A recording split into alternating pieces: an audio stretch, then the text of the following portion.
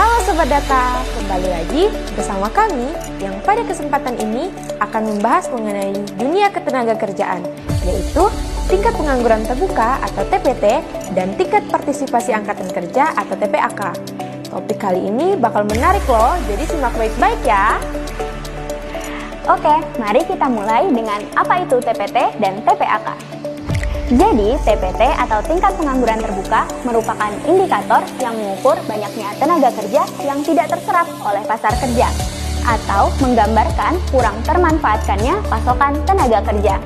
Jadi, apabila kalian sedang mencari pekerjaan tetapi belum menemukannya, maka kalian termasuk dalam kategori ini. Nah, sementara itu, TPAK atau tingkat partisipasi angkatan kerja merupakan indikator yang mengukur perbandingan antara jumlah angkatan kerja terhadap jumlah penduduk usia kerja, di mana indikator ini mengindikasikan jumlah penduduk usia kerja yang aktif secara ekonomi. Kalian sedang mencari pekerjaan atau kalian sudah mendapat pekerjaan? Keduanya masuk dalam kategori angkatan kerja. Berdasarkan data terbaru, bulan Februari 2023, TPT Indonesia turun sebesar 0,38 persen poin menjadi 5,45%. Artinya, sedikit lebih banyak orang mendapatkan pekerjaan dibandingkan dengan tahun sebelumnya. Sedangkan jumlah angkatan kerja di Indonesia meningkat menjadi 2,61 juta orang dari tahun sebelumnya. Dan TPAK Indonesia juga meningkat sebesar 0,24 persen poin.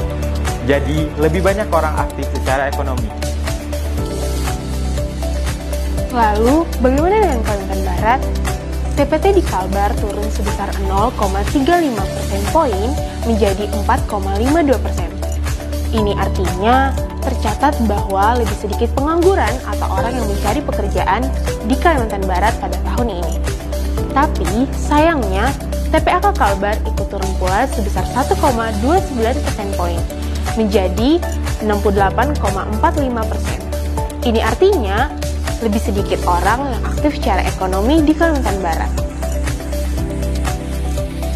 Sekarang, mari kita pahami angka-angka ini sedikit lebih dalam. Dari total 4.177.360 penduduk usia angkatan kerja di Kalimantan Barat, sekitar 2.859.520 orang merupakan angkatan kerja. Mereka ini bisa jadi orang yang sudah punya pekerjaan atau yang masih mencari pekerjaan. Sisanya yang bukan angkatan kerja biasanya masih bersekolah, mengurus rumah tangga, atau mungkin lagi fokus di aktivitas lain selain bekerja. Jadi, dari 100 orang angkatan kerja di Kalimantan Barat, ada terdapat 5 orang yang mencari pekerjaan. Sehingga tingkat pengangguran di Kalimantan Barat ini cukup rendah. Setelah kita mengulas mengenai TPT dan TPAK di Kalimantan Barat, sekarang kita memiliki pemahaman yang lebih baik tentang situasi ketenagakerjaan di Kalimantan Barat, bukan? Dengan pengetahuan ini, kita akan lebih siap dan terinformasi ketika berurusan dengan ketenagakerjaan dan pasar kerja.